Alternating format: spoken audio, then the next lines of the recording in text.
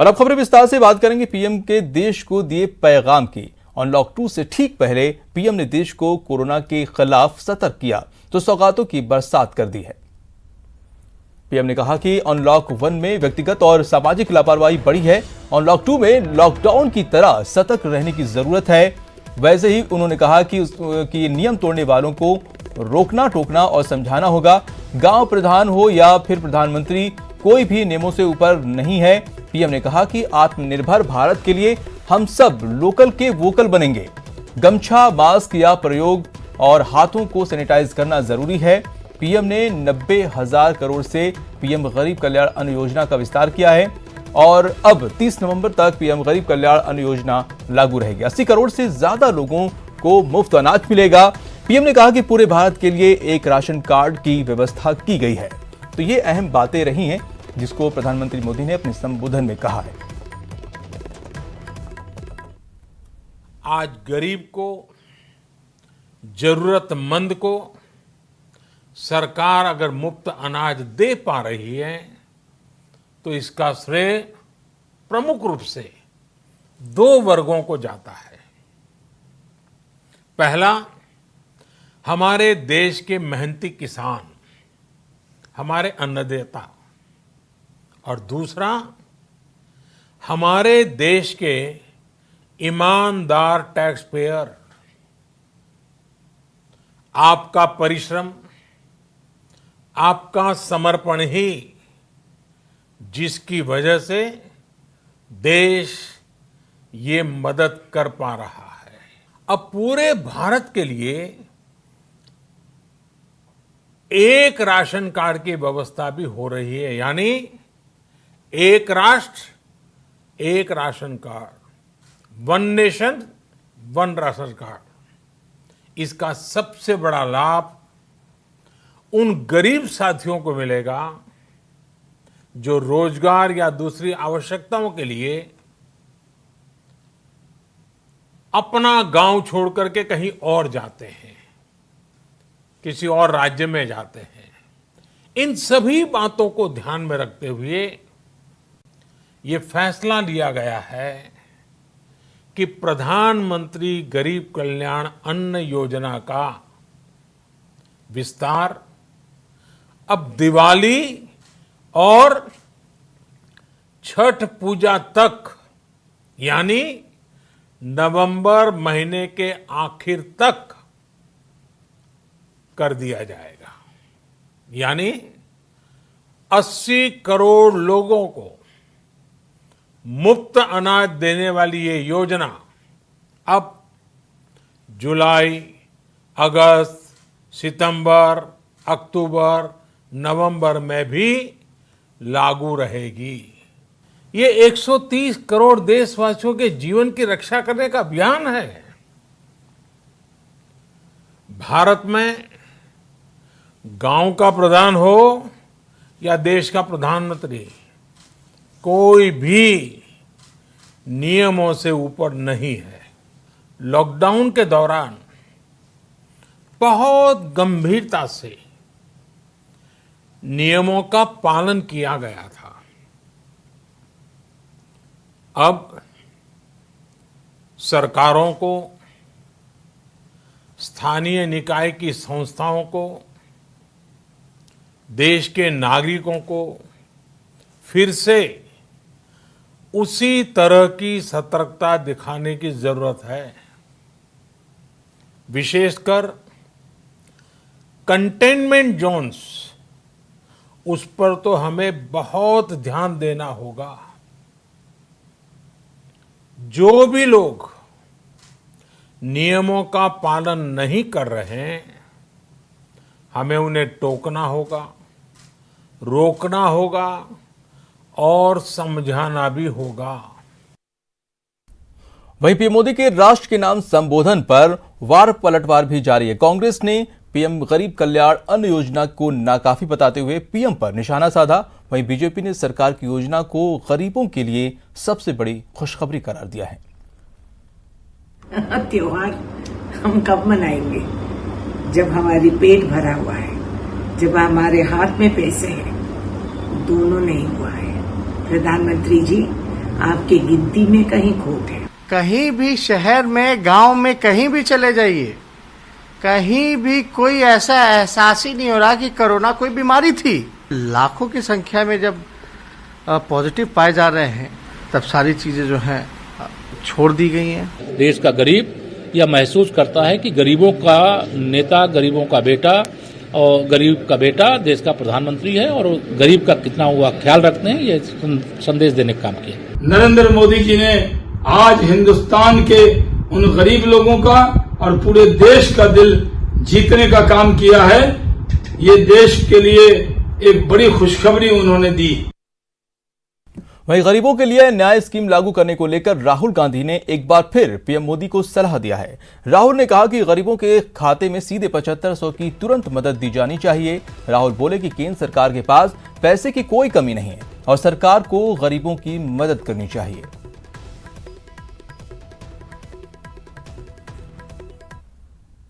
योजना जैसी एक योजना लागू कीजिए, परमानेंट ना हो, 6 महीने के लिए चलाइए। हर गरीब परिवार के बैंक अकाउंट में 7,500 रुपये महीने का डालिए। इससे डिमांड क्रिएट होगा, अर्थव्यवस्था फिर से चालू होगी। सरकार ने मना कर दिया, एक बार नहीं 3-4 बार उन्होंने मना किया। कारण क्या दिया? उन्होंने कहा कि हमारे पास पैसा नहीं है। पिछले 3 महीनों में नरेंद्र मोदी की सरकार ने पेट्रोल और डीजल के दाम बढ़ाए हैं। 22 बार उन्होंने पेट्रोल और डीजल के दाम बढ़ाए हैं। पैसे की कोई कमी नहीं है। 3 लाख करोड़ रुपए सरकार के पास है। तो नरेंद्र मोदी जी, न्याय योजना जैसी योजना लागू कीजिए, 6 महीने के लिए चलाइए और हर गरीब परिवार को 7,500 रुपये महीना का दीजिए। ब्रेक के बाद आपका स्वागत है। चाइनीज ऐप पर पाबंदी लगाने के बाद सरकार पर चीन से आयात पर भी प्रतिबंध लगाने की सोच रही है। इसके लिए मंथन भी शुरू हो गया है। ये रिपोर्ट देखिए।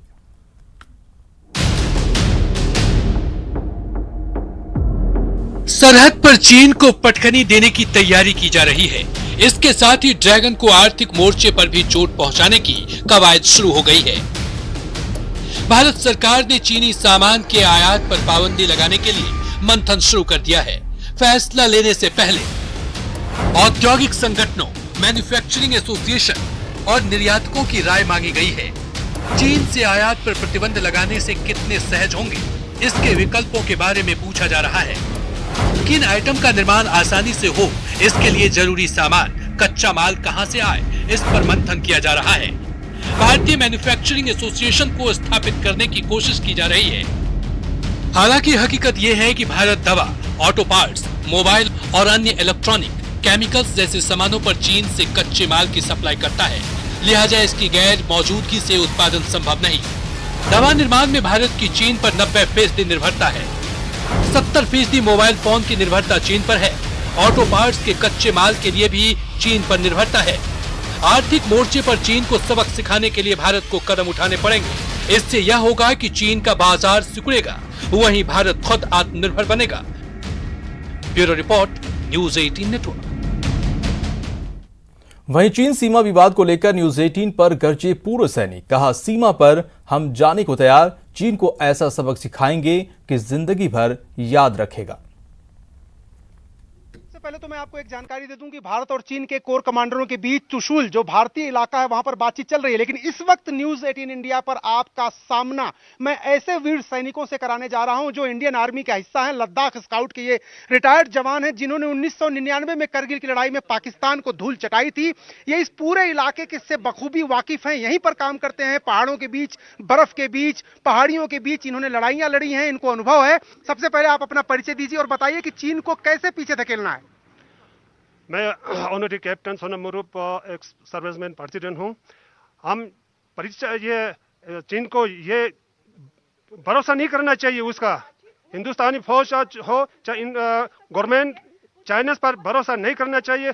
हम किसी भी तरीके से किसी भी टाइम पर जो लद्दाख स्काउट का जो एक सर्विसमैन है उनको खदेड़ने के लिए तैयार है। मैं ज्यादा नहीं कहूँगा, जो उनको किसी भी तरीके से अपना जो जगह है, अपना जो बॉर्डर से उनको जो हमारे तरफ आया हुआ है उनको आगे धकेलना चाहिए, उसको पुश करना चाहिए। और हम दिन रात इंडियन आर्मी के साथ तैयार हूँ। हमारा यहाँ पे एक कर्नल वांगचुक नाम का जो हिंदुस्तान को उस वक्त, भारत को उस वक्त नहीं मिल रहा था कि एक सबूत जो नहीं, क्योंकि उन्होंने पाकिस्तान ने भी सिर्फ एक उल्टा बिल्कुल गलत बोला कि हमारा यहाँ पे कोई सैनिक तैनात नहीं है।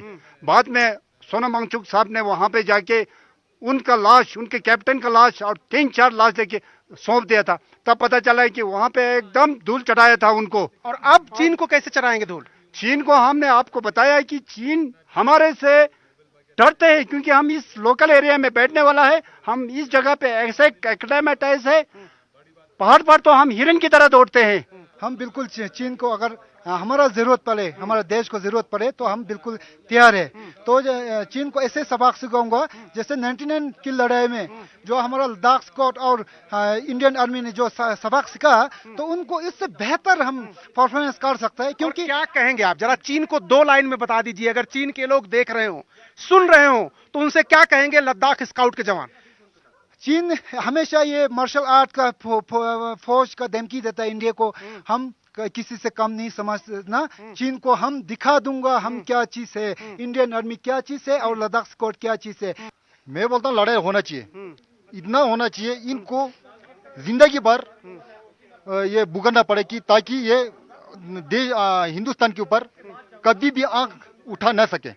मैं आपके माध्यम से ये कहना चाहता हूँ कि 1962 में भी हमारा फौज जो है बहुत काम था, हथियार काम था, फिर भी हमारा फौज जो है काफी पीछे नहीं हटा, उन चीन को सबक सिखाया। वैसे फिलहाल में गलवान नाले में हमारा बहादुर अफसर और बहादुर जवान जैसियों ने उनकी रीढ़ की हड्डी तोड़ रखा है। अभी मैं ये चाहता हूँ कि एक सर्विसमैन, हमारा भी लद्दाख के जितना भी एक सर्विसमैन है, उनको भी नाम सुनते ही, चीन का नाम सुनते ही खून उबल रहा है हमारा। हर हमेशा रात दिन जब भी हो जाने के लिए हम तैयार है। सर, चीन को यह संदेश देना चाहता हूँ, वैसे हमने बियर रेजिमेंट ने, जो बाकी इंडियन आर्मी के फौज ने, तमाम लोगों ने उनको सबक सिखा दिया है। अभी हम ये संदेश देना चाहता है, चाइना अगर उनको अगर बातचीत से अगर समझ में आता तो उनके लिए अच्छा है, अगर समझ में नहीं आता तो अगर युद्ध होता है तो हम खुद एक एक्समैन हूँ, लगभग हम रिटायर होकर 1 साल हुआ है, हमें हथियार चलाना नहीं बोला है। ये देखिए जो हमारे रिटायर्ड सैनिक हैं लद्दाख स्काउट के, वो कह रहे हैं कि चीन को इस बार गलती करना भारी पड़ेगी। अगर चीन हिमाकत करता है तो ऐसा माकूल जवाब दिया जाएगा कि 1962 के बाद जो हवा में उड़ रहा था, 1967 में भी लेफ्टिनेंट जनरल सगत सिंह ने उनको सबक सिखाया था और आगे भी इसी तरह सबक सिखाया जाएगा उनको। और बात करते हैं मिशन वंदे भारत की। जयपुर में इसके तहत अब तक हजारों प्रवासी राज्य में पहुंच चुके हैं। प्रदेश में वापसी करने वाले प्रवासियों को राज्य सरकार ने 2 कैटेगरी में रखा है।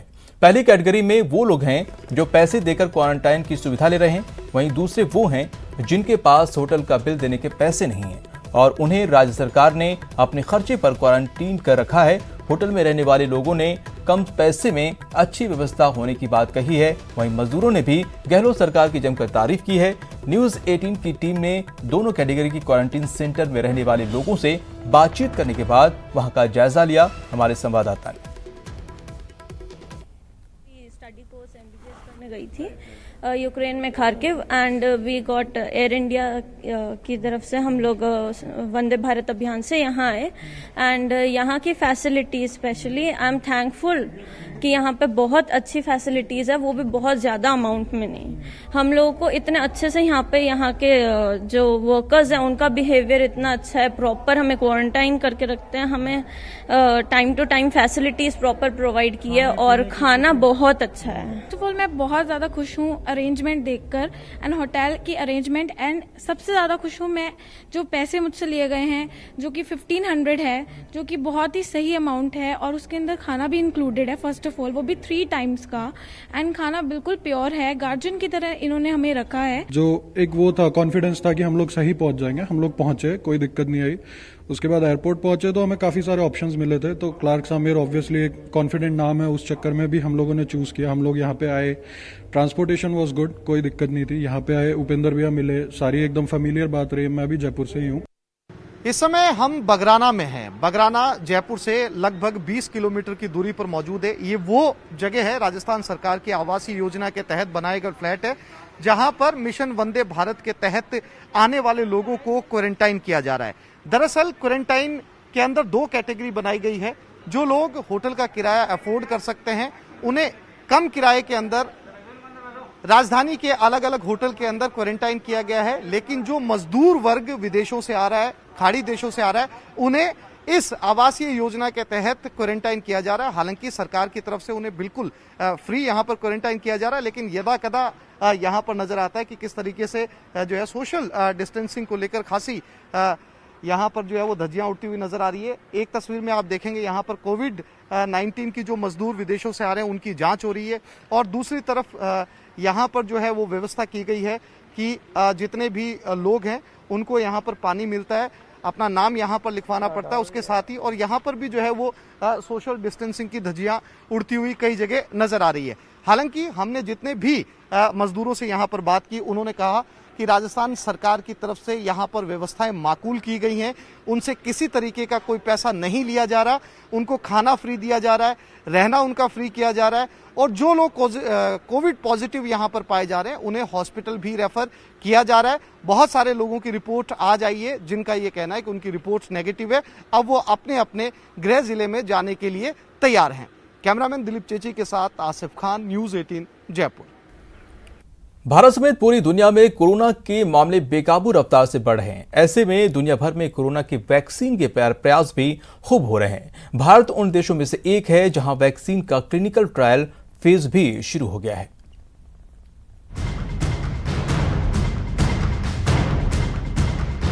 भारत समेत पूरी दुनिया में कोरोना के मामले लगातार बढ़ रहे हैं। भारत में भी रोजाना कोरोना संक्रमण के मामले हजारों में सामने आ रहे हैं।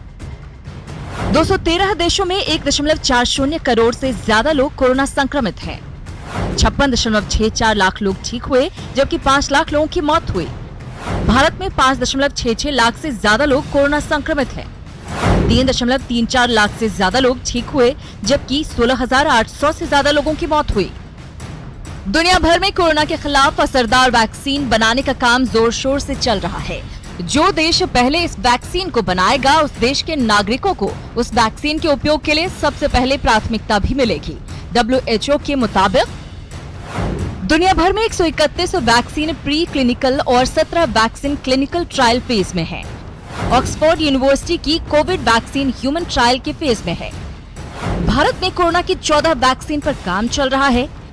Bharat biotech, Indian immunologicals limited और serum institute of India vaccine पर काम कर रही है। भारत की पहली कोरोना वैक्सीन का नाम कोवैक्सीन है। वैक्सीन के ट्रायल से इतर वैक्सीन के उत्पादन और आपूर्ति को लेकर भी कंपनियां योजना बनाने में जुटी हैं, और इसके लिए करीब 1.90 लाख करोड़ रुपए की जरूरत होगी, और इस साल के आखिर तक एक असरदार वैक्सीन बाजार में आने की उम्मीद है। Bureau report, news 18 network. Corona virus के चलते दुनिया भर में कोहराम मचा हुआ है। इस बीच अगरतला में एक इलेक्ट्रॉनिक मास्क बनाया जा रहा है जिसके पहनने से वायरस मर सकता है। ये रिपोर्ट देखिए। तस्वीरों में देखिए, यह शख्स कुछ बना रहा है। आपको लग रहा होगा या टीवी या फिर इलेक्ट्रॉनिक के सामानों की रिपेयरिंग की दुकान होगी, लेकिन ऐसा कुछ भी नहीं है। आप गौर से देखें तो मास्क दिख रहा होगा जिसमें तार और बैटरी लगे हैं। दरअसल ये इलेक्ट्रॉनिक मास्क है जिससे कोरोना वायरस का खात्मा किया जा सकता है। मैंने सोचा यार इतना बड़ा कोरोना ये अफेक्ट कर रहा है, इसके लिए कुछ किया जाए। फिर मेरे दिमाग में मैंने देखा कि एक मास्क जो है, ऐसा मास्क अगर बना सकते हैं जो कोरोना को मार सके, क्योंकि बाजार में जितना भी मास्क आया हुआ है या पीपीई किट जो भी है वो सारा कोरोना को प्रोटेक्ट करता है, कोई मारता नहीं है। इसे बनाने के लिए मोबाइल की बैटरी और साधारण तांबे के तार का इस्तेमाल किया गया है। अगर वायरस इसके संपर्क में आता है तो यह खत्म हो जाएगा। इसे बनाने में ज्यादा खर्च भी नहीं, करीब 350 रुपए आए हैं। जैसे मैंने मल्टीलेयर, अभी तो मैंने मल्टीलेयर बनाया है, तो उसको मैंने जोड़ा, अंदर बैटरी, मोबाइल का बैटरी डाला, इलेक्ट्रॉनिक सर्किट डाल के उसको रेडी किया है, और ये जो है बहुत बढ़िया काम करता है। उम्मीद करता हूँ कि इसमें कोरोना वायरस जरूर मरेगा। को अगर करना है आगे तो फिर गवर्नमेंट का हेल्प चाहिए। और ये जो मास्क है इसका मान लीजिए प्रोडक्शन कॉस्ट का जो आपने पूछा था, लगभग 300-350 रुपये मेरा खर्चा आया है। हमारी जिंदगी में कोरोना वायरस से लड़ने के लिए मास्क मददगार साबित हो रहा है, लेकिन हम मास्क के जरिए वायरस से बच सकते हैं, वायरस का खात्मा नहीं कर सकते। अगर ये इलेक्ट्रॉनिक मास्क बन जाता है तो जाहिर है कि कोरोना की जंग जीतने में यह मददगार साबित होगा। Bureau report, news 18 network. Mewar राजघराने में चल रहे संपत्ति विवाद पर कोर्ट ने बड़ा फैसला सुनाया है। 37 साल से चल रहे इस विवाद में कोर्ट ने राजघराने के बड़े सदस्य महेंद्र सिंह मेवाड़ के पक्ष में फैसला सुनाया है। शाही घराना, राजशाही परिवार,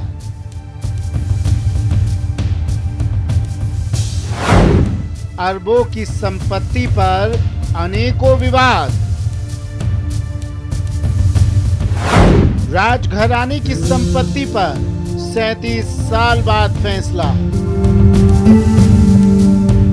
जी हां, मेवाड़ के पूर्व राज परिवार के कई दशकों से चले आ रहे संपत्ति विवाद पर बड़ा फैसला आया है।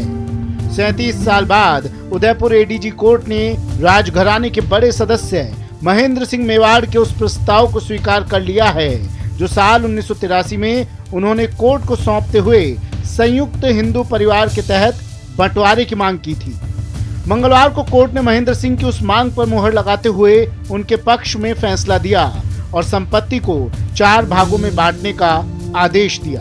महेंद्र सिंह मेवाड़ ने 1983 में एक बंटवारे का दावा फाइल किया था, जिस पे आज माननीय न्यायालय एडीजी नंबर 2 ने अपना निर्णय पारित किया और निर्णय पारित करते बंटवारे दावे को डिक्री किया है। डिक्री करने के बाद जो है अपने एक छोटे भाई महेंद्र सिंह जी के छोटे भाई अरविंद सिंह जी, उनकी एक बहन योगेश्वरी कुमारी, स्वयं महेंद्र सिंह मेवाड़ और उनके जो पिताजी थे भगवत सिंह जी मेवाड़, चारों का 1/4 शेयर तय कर दिया है और चारों ही अपने अपने शेयर को डिवाइड करेंगे। उदयपुर के सिटी पैलेस की खूबसूरती मेवाड़ राजघराने की बड़ी विरासत में शामिल है। कोर्ट के फैसले के बाद ये संपत्ति दिवंगत महाराणा भगवत सिंह के अलावा राजेश्वरी कुमारी और अरविंद सिंह मेवाड़ के साथ महेंद्र सिंह मेवाड़ में वितरित की जाएगी। सभी 4 परिवारों का सिटी पैलेस और शंभू निवास पैलेस पर बराबर का हक होगा और सभी परिवार 4-4 साल के अंतराल पर महलों में निवास कर सकेंगे। ये दावा डिक्री हुआ है और योगेश्वरी कुमारी को 1/4 शेयर मिला है। इसमें योगेश्वरी कुमारी पहले फाइट कर रही थी, लेकिन उनको उसमें पक्षकार नहीं माना था कोर्ट ने। 110 की एप्लीकेशन भी लगाई थी, लेकिन कोर्ट ने पक्षकार नहीं माना।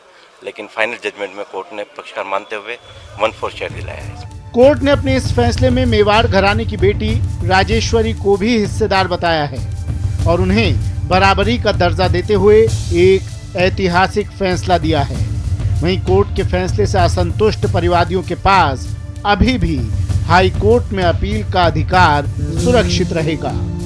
कपिल श्रीमाली, न्यूज़ 18 उदयपुर।